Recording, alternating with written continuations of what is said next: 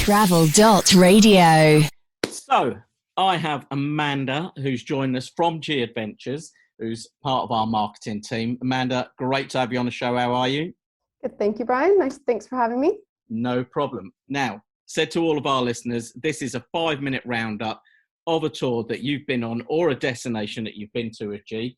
So talk to us. I believe we're going to talk about your trip to Peru.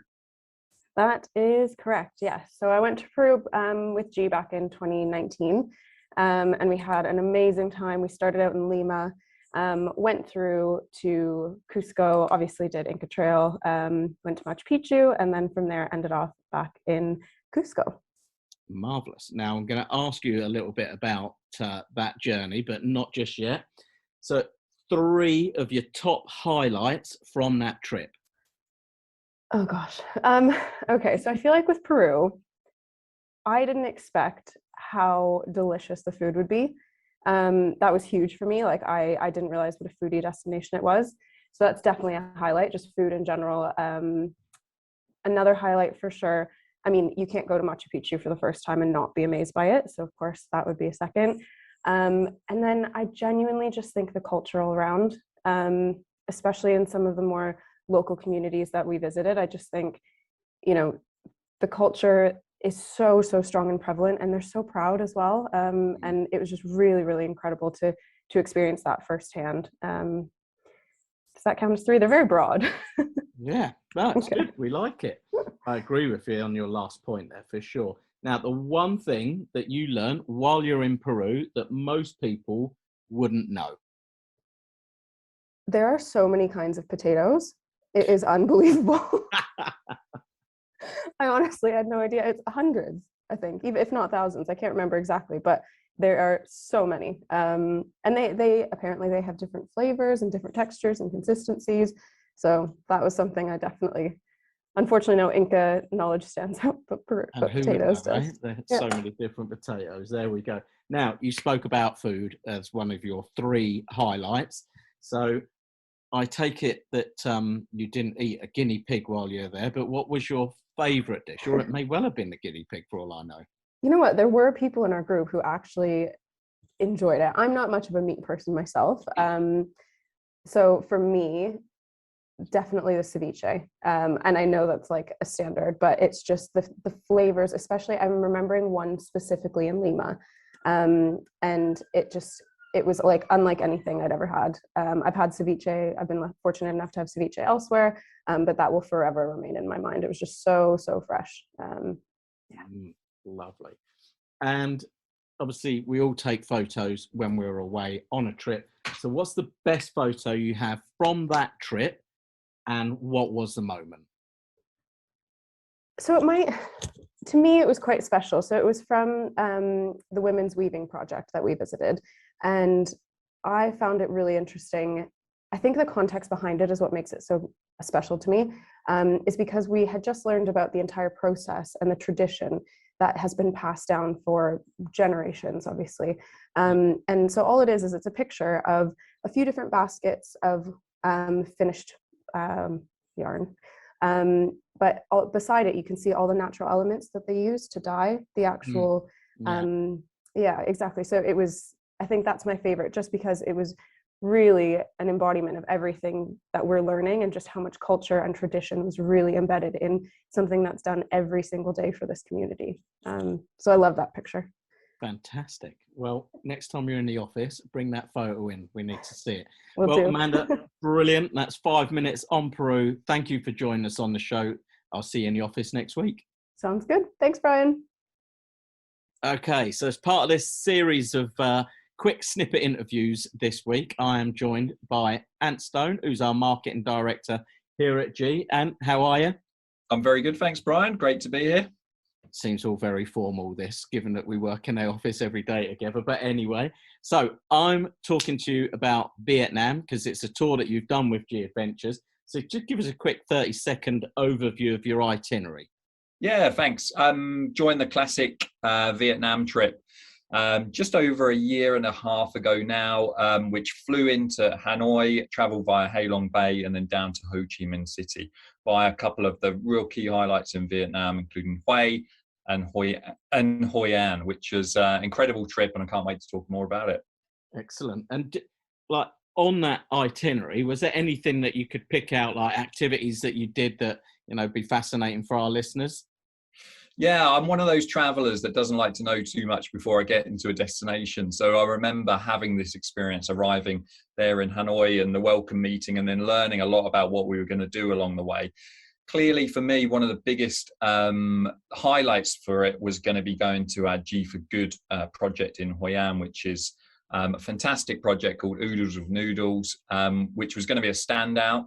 But actually, as we went through, there was some really fantastic highlights, especially around Halong Bay, which is famous for its karst landscapes. But we were out there on a junk boat, sleeping up on there. So some really big highlights. And actually, I was so glad as well to get under the history of Vietnam, which is clearly something that people resonate with. But visited some fantastic museums, and really got to understand some of the struggles that have gone through as a country, because I think that's really important. Obviously, you know, Brian, I'm a huge foodie. I travel for food. Destinations are really important for that, but really to get under the skin and understand the DNA of a country is really important too. Yeah. I was out there about, oh gosh, I can't remember because of COVID and everything's gotten away of everything for me when I try and think about how long ago things were. But the big thing for me was, we had the guide, he took us around and showed us the American embassy where the helicopter landed to take the very last few out, and then showed us the actual picture that was in the paper of everyone, you know, up a rickety old ladder, try and get into the helicopter. They were the last people evacuated out. Just stand there looking at it across the road. It just brought all that whole history and everything that you grew up about Vietnam, like acutely home for me. It was amazing. Yeah. So 3 top highlights from that trip for you that really stand out? Do you know what? The first one is the arrival, and this goes against a little bit about group travel, because actually my flight was delayed and I arrived much later than everyone else, so I missed the initial welcome meeting. But the initial arrival into Hanoi, and just exploring, dropping my bag. I clearly had a roommate who hadn't met. They were all out. And dropping the bag and actually just wandering around Hanoi and getting a feel for it, where that for me, that first experience, you just can't beat it, especially when you're landing into such a special place like that. I visited quite a few different street food places, a couple of bars, and just sat down and got acclimatized. And then when I got back, I got to meet my roommate and then a couple of other people that were on the trip as well. And I remember thinking, you got that travel rush just straight off the plane into the thick of one of Asia's most famous cities, and thinking, wow, this trip is going to be incredible. After that initial wow factor, the thing that did surprise me was the Cu Chi tunnels, which again were a network of tunnels that were used during the Vietnam War for people to navigate around. This, obviously, you hear, you know, growing up, you hear a lot about war stories and different landmarks in different wars, but this was one I wasn't familiar with. But actually to experience that and hear firsthand experience from our tour leader there, local guide around the Cu Chi tunnels, and actually have the experience of which was not an easy experience, but lowering ourselves into the Cu Chi tunnels and trying to navigate as those soldiers did back then, really brought home just what that experience must have been like in the dense jungles of Vietnam back then.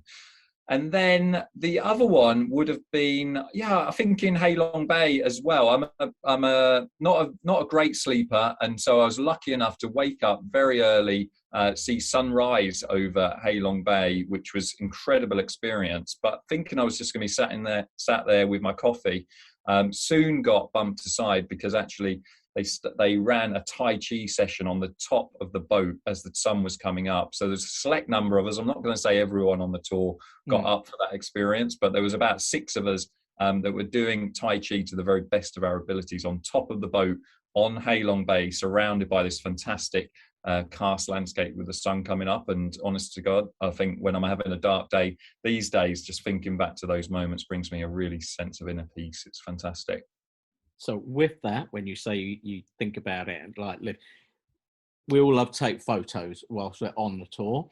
So what photo from that tour have you got that you look at, and what was that moment? So I go through phases with photography. I'd call myself a very adept, avid photographer. I think one photo that I look back from, though, was from one of the markets in Hoi An, which, as you can imagine, very bustling food markets. I was actually doing a cookery course at the time, which was an optional extra on the tour. I chose to take it. And the first part of that cookery course is you go out and buy the ingredients from the market. So we're walking around the market. I had my iPhone at hip level, and I was just taking photos of different stalls. And then just at the corner of my eye, I spotted a market seller, a lady sitting there on a small stall. I asked if I could take a photo. She was more than happy for it. And so I just did a walk-by photo of this incredibly beautiful old woman, took the photo, and looking back now, it's one of the best portraits I think I've ever caught. I think it's... Hoi An is a really interesting place, lots and lots going on, but that woman just sat in the middle of the marketplace with tourists, locals, everyone bustling around, and just having that chance to take the photo and then interact with her afterwards about what it looked like was a really special moment. And then obviously it wasn't just get on with the day. I then proceeded to go back up into the kitchen and cook up a 7-course meal, I think it was, from memory, which was Nice, very great. nice. Well, sounds absolutely amazing. Well, and thank you very much for joining us in the first hour of the show. Now, I'm going to get you back in the second half to talk about another Gadventures tour and destination that you've been to. But thank you very much for joining us today. Thanks, Brian. Looking forward to it. Okay, so I'm joined by another one of my team today, Jane, who is one of our GPS, as we call them, global purpose specialists, was salesperson for anyone else in normal vernacular. Jane, how the hell are you? I'm great, thank you, Brian. How are you? I'm not too bad. Where are you today? I'm actually in Cornwall, so I've based myself from my mum's for a week. She lives near Perranporth, but it's currently raining. But other than that, it's pretty nice place to be in the country for the next week. So yeah, I'm afraid to say I have no sympathy for the fact that it's but anyway, right. So you were lucky enough to get away with Gadventures to Colombia. So give us a 30-second overview of the itinerary that you did whilst on that tour. Yeah, that's right. So I travelled to Colombia in October 2019, actually, with two agency groups. So there was about 45 to 50 of us that did the Lost City trek. So it was my first G trip, and it really was an adventure. So we were trekking through lush forests, across streams, suspension bridges to reach the Ciudad Perdida, which is actually, as we know it, the Lost City. Marvellous. Now, talk to me a little bit about how tough was that? Because I obviously know the, some of the trials and tribulations of that tour, but what were some of the things, how fit do you need to be to do that tour? I would say you do need to do a little bit of training before you go, not necessarily running or anything like that, but just to get sort of your walking up and just to walk on different terrain, because you actually just think mainly about getting to the top of the Lost City, but actually it's the coming down that can be the hardest. And we went in October, so actually I didn't prepare myself for how high the humidity would be. So it's actually just preparing yourself, not just for the trek itself, but how much harder it can be depending on what time of the year you go, with the weather that you get depending when you go. Okie dokie, interesting. So now, what were your top 3 highlights from that tour? Oh wow, so if I had to name 3, I would say one of my first highlights would have been meeting and spending time with our Indigenous guides. So they're known as the Wiwa tribe over there, along with our CEOs, so our Chief Experience Officers. So they really did make the experience what it was, from singing along in the rain whilst we're falling down mudslides, and they really kept you going, and especially when your knees and your body started to feel really tired, and they just kept everything upbeat and just kept you trekking during the whole 4 days that it took. But just hearing the stories at dinner time from the Wiwa people on how Tayuna, which is a very sacred place for them and for the natives, it just made you aware on how important tourism for those living within the Sierra Nevada is, and that by trekking the Lost City you directly help those Indigenous people and their families. So that would be one of my top highlights, is meeting the Wiwa people. And the views are just breathtaking. So I absolutely love the mountains anyway, but hearing the sounds of nothing but birds, waterfalls, and the odd bit of rain that I had gave you a real sense of calm. And it really felt quite spiritual whilst you were there as well. And just the colours, you know, as you're trekking, the region has such a big variety of different coloured plants and flowers. So that would be another highlight. It was very, very pretty. And the weather changed so quickly. From 1 hour to the next, it could be beautiful sunshine to then, you know, you're rolling down mudslides. So it's really fun. We had a number of journalists that were on about 7 or 8 weeks ago, maybe a bit longer, that Leah, who obviously you know, who's our communications manager, took away on that very tour. And they took all those things that you're talking about. It just reminds me of that big conversation that we had. Now, photos are a big part of any tour. So you must have taken some amazing pictures. But of all of the photos you have of that tour, which one stands out the most and why? Right, I think for me, my best photo memory was when the whole group, because again, we had 2 big groups that were trekking, we reached the Lost City after climbing the 12,000 steps, or not 12,000, 1,200 steps up to the top. And that took about an hour. We'll go with 12,000. But as we got to the top, we all held the G flag and everyone was just in tears, literally tears streaming down our faces. And I think we all felt so immensely proud and so lucky to be there. So I would say it was one of mine, and I'm sure the whole group would agree. It was just like a life-changing moment and a real sense of accomplishment. So that's what I think when I look at that picture. Well, marvellous. Well, thank you very much for joining us, Jane, and we'll speak to you shortly. Now, we heard from Amanda in the first hour of the show. Well, I'm glad to say that I've managed to hook her back onto the show for the second part, because Amanda's actually been to Morocco. So, Amanda, welcome back for the second half of the show. So talk to us, 30-second roundup, like you did for Peru earlier on, about your itinerary in Morocco. Amazing. Thanks for having me again.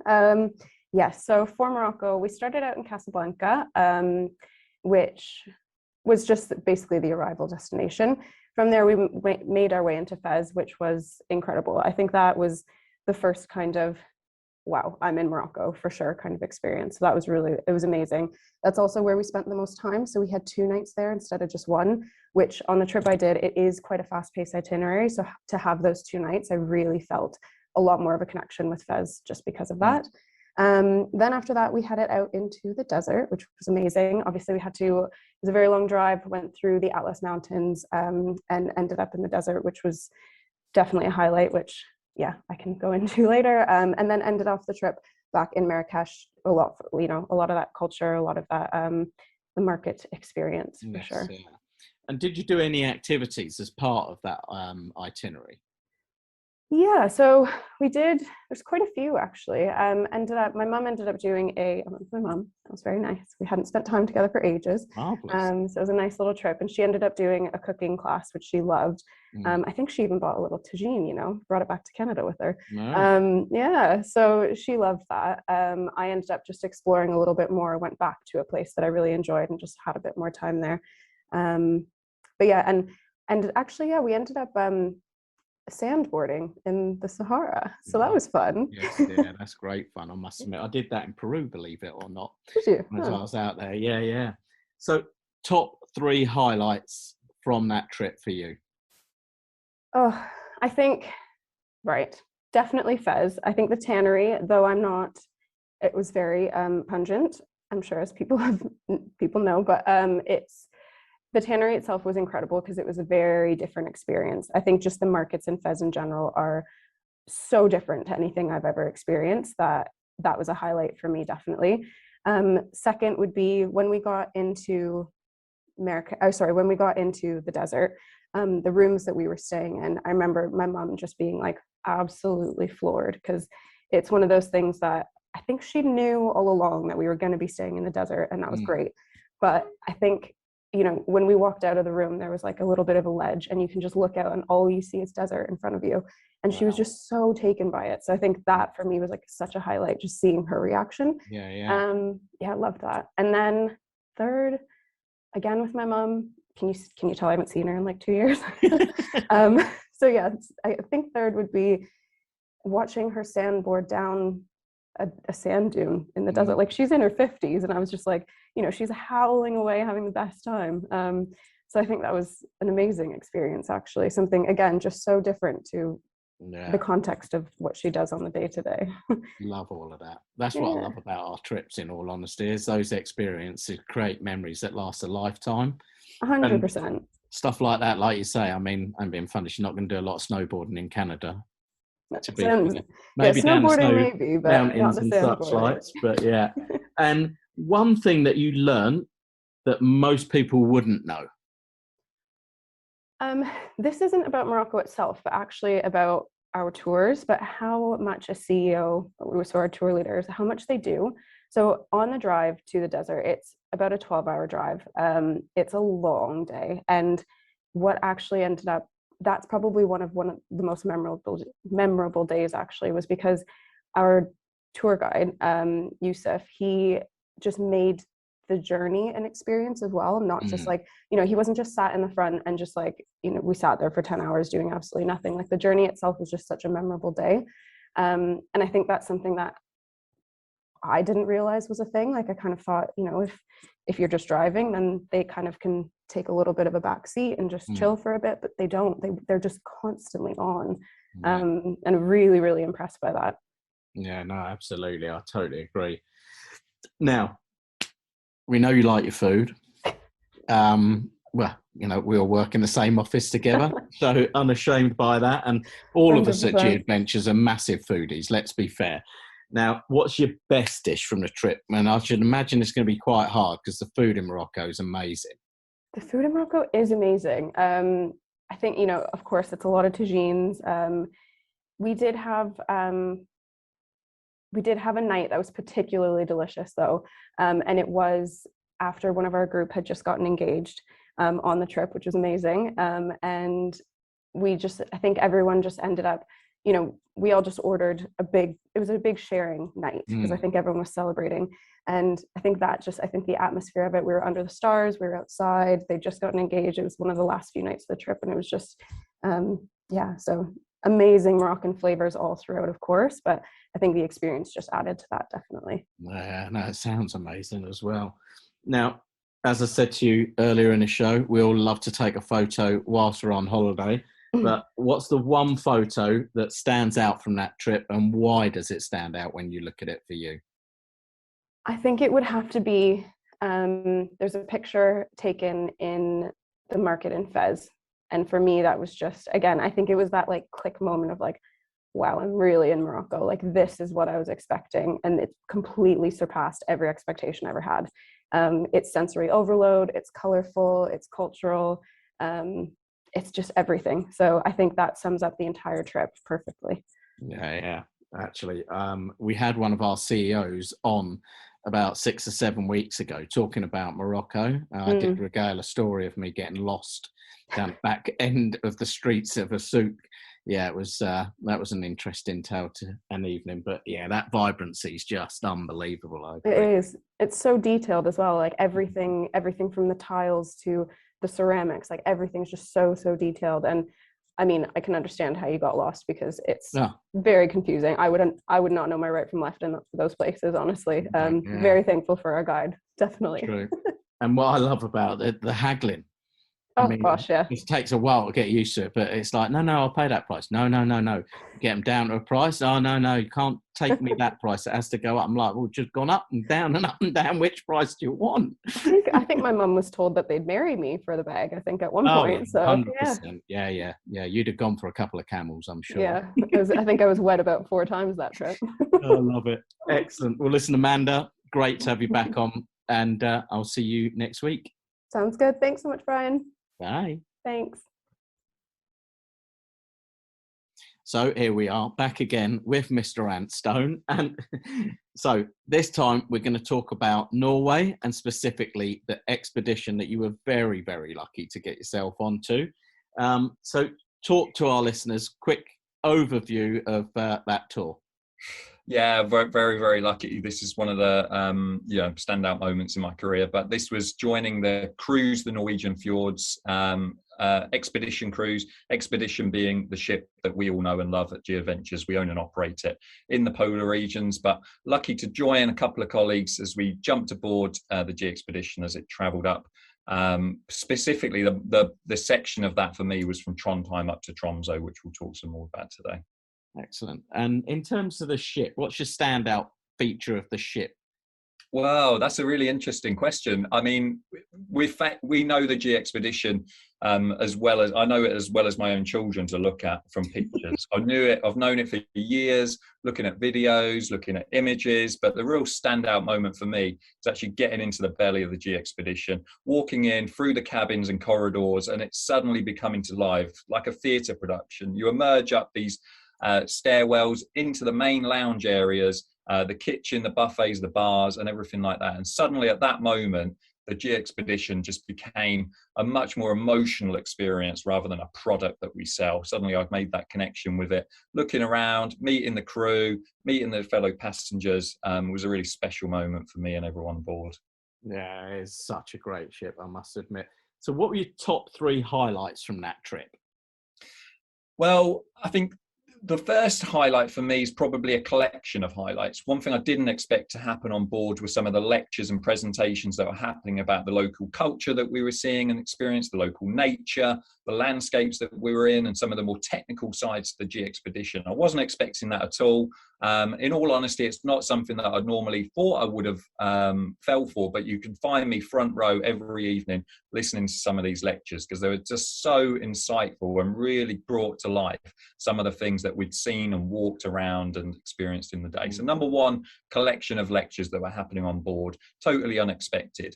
Number 2, a little bit more meaningful. I was lucky enough, first time I ever visited Norway was when I was 20, but I turned 21 in the Geiranger fjords. And I was very, very lucky to spot the pub, the bar that I actually spent my 21st birthday in on my own, but surrounded by plenty of Norwegians and Danish. And I remember standing on the bow of the expedition, looking straight down the Geiranger fjord to Hellesolt, which was the small village where I spent that 21st birthday, such a special time for me. And just putting everything else behind me and being in the moment and reminiscing about that time, which was some time ago now, but it's a real highlight of my life.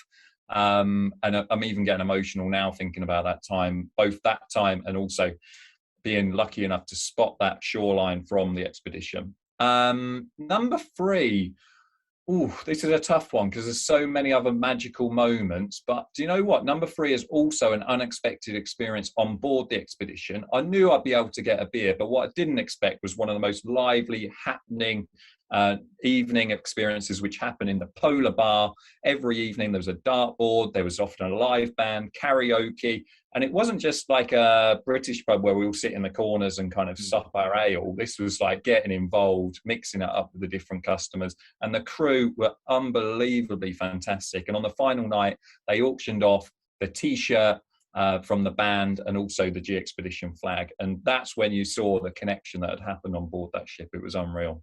Yeah, no, love that Polar Bar. It's got a real special something about it, I must admit. I actually was challenged by someone who was playing darts when I walked through, and I said to him jokingly, give us one of those and I'll hit a bullseye. And they were like, yeah, whatever. Anyway, threw it, bullseye. Thank you very much. My experience in the Polar Bar. Never in doubt. Now, what's the one thing that you learned that most people wouldn't know? The one thing I learned that most people wouldn't know is that Bruce, our founder, has his own cabin on board the G Expedition, and you only know that when you get on there and you speak to the right people. Before that, it's a kind of hidden secret. It's a bit of a myth in some worlds, but to find out that Bruce has his own cabin on board the G Expedition, I thought was pretty cool. Yeah, no, absolutely. Well, we've used it a few times. We've snuck a few people in there over a period, journalists, you name it. Oh, there you go. Travel agent partners that are like stick them in there. And from your perspective, you've taken photos, obviously, while you're on that trip. I've seen some of them photos. They look absolutely amazing. What was your favourite photo and what was the moment behind it? Yeah, I think had I done the expedition again, knowing what I know now, I would have hired a much better camera than I had. I only had my iPhone on there, which is good enough for taking photos. But actually, when I looked across the stern of the ship and saw how many long lenses were pointed out at different things, then that's a top tip. But photo that I took looking back, was also unexpected. It was, we were hiking. I can't quite remember the name of the place where we were, but it was one of the days when we got off the ship and we were hiking through some of the kind of hills and, hills or small mountains. And there was a pack of llama there who were overly friendly and really showing it up for the cameras. And I didn't expect, really, when I think about going on board the expedition, it's a little bit how I used to think about cruises. It's all happening on the ship. But actually, some of the most magic moments happened on some of those towns and villages that we visited. And I remember hiking for quite some time up this hill and coming across this pack of llamas alongside a couple of great colleagues. And it was a really funny moment. So looking back, that was a great experience. Excellent. Well, and thank you for coming back on for the second hour of the show. Great experiences there. Love it. Nice to see you. I'll see you in the office next week. All right. Cheers, Brian. All the best. So, as I said at the top of the show, we've got lots of people from Gadventures joining us on the radio show, and I'm delighted to have Casey join us. She's one of our PR managers based over in Canada. Casey, how are you? Doing well, thank you, Brian. Good, How good. about yourself? Nice. Yeah, I'm not too bad. Nice to speak to you. It's been quite a while. It has. So now we're going to talk today about your local living experience in Sorrento. So talk to us, give us a quick overview of the tour itself. Sure. I mean, this is an incredible tour. It's one of our local living tours, which means it's more centre-based. So you're actually staying in one place for the duration of the tour, in a beautiful agriturismo, which is located amongst a lemon tree grove, in a fabulous location overlooking the Amalfi Coast with a really lovely family. So a really, really cool experience to get to know the local area and to, connect with local people at the same time. And sampling lots of wine, I would hope. Lots of limoncello, actually. Ah, limoncello. Now, listen, last time me and you went to Italy and stayed in a local living, we got told off because we ended up in a bar and were late for the activity that was happening that day. Do you remember? Oh, yes. Hard to forget. Oh, dear. So what were your top 3 highlights from your trip? I mean, making limoncello has to be one, and you actually do it on the balcony overlooking the coast. So there's a beautiful view. You're spending time getting to know your group, and also the host as well. And then obviously enjoying the fruits of your labor following. Absolutely. And another couple of highlights? Oh gosh, well, you do a one-day boat trip to Capri, which is just gorgeous, and it's a really nice way to see the island. You're on a private boat with your group. You go through the Blue Grotto, spend the day on the island, which some of you may know is notoriously pricey if you were to stay there. So this is a really nice way to get a sample of it, and then go back to the comfort of the agriturismo. And I think, just the family experience, just that, being in one place, getting to know the local people, getting to know their customs, their way of life. You really feel a part of the family, which is an awesome experience. Yeah, lovely experience. Now, one thing that you learned whilst you were on that tour that most people wouldn't know. So the Walk of the Gods is beautiful. It's stunning views, but it's actually a little bit difficult in places. So I think people should go prepared. And there's a lot of down steps at the bottom. It's worth it when you get there because you end up on a beautiful beach in Positano. But my legs were jelly by the end of that. So do a little bit of walking practice before you go. It's not just a walk in the park. Oh, yes, that sounds interesting. Top tip from Casey there.